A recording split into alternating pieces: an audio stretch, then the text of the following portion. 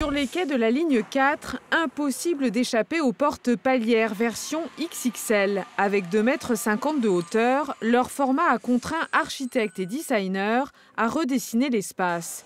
Une modernisation sans perdre l'esthétique du métro. La grande qualité du métro parisien, c'est ce grand volume dans lequel on voit d'ailleurs les voyageurs en miroir sur le quai d'en face. Donc là, on a essayé de conserver dans les portes palières le plus de transparence possible pour quand même le sentir.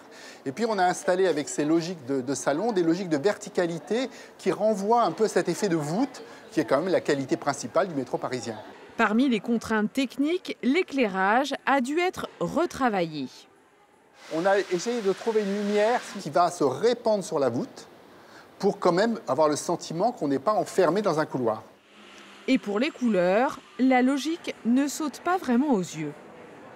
La gamme de couleurs des sièges est liée à la position géographique de chaque station. La rive droite en couleur chaude, le cœur de Paris autour de la Seine en couleur neutre et la rive gauche en couleur froide.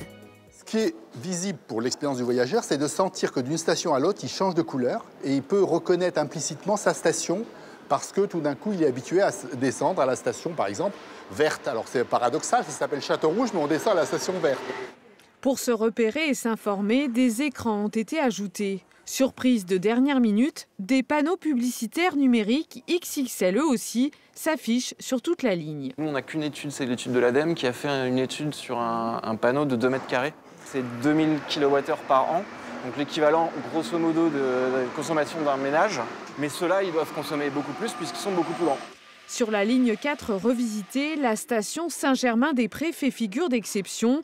Confiée à une agence de design, elle garde un style bien à elle. Cet accrochage, on l'a appelé le lexique amoureux de Saint-Germain-des-Prés. On convoque les personnages à partir d'une similitude de leur nom. Donc ici, vous avez le S, comme Simone de Beauvoir. On est resté dans un noir et blanc, puisque c'était d'évoquer cet aspect littéraire, avec un choix typographique, avec un corps de caractère qu'on appelle le Garamond, vraiment très lié à l'univers de l'écriture. La RATP mise aussi sur les fresques de street artistes pour faire oublier un chantier inachevé. Il faudra patienter jusqu'en 2025 avant de profiter d'une ligne entièrement relookée.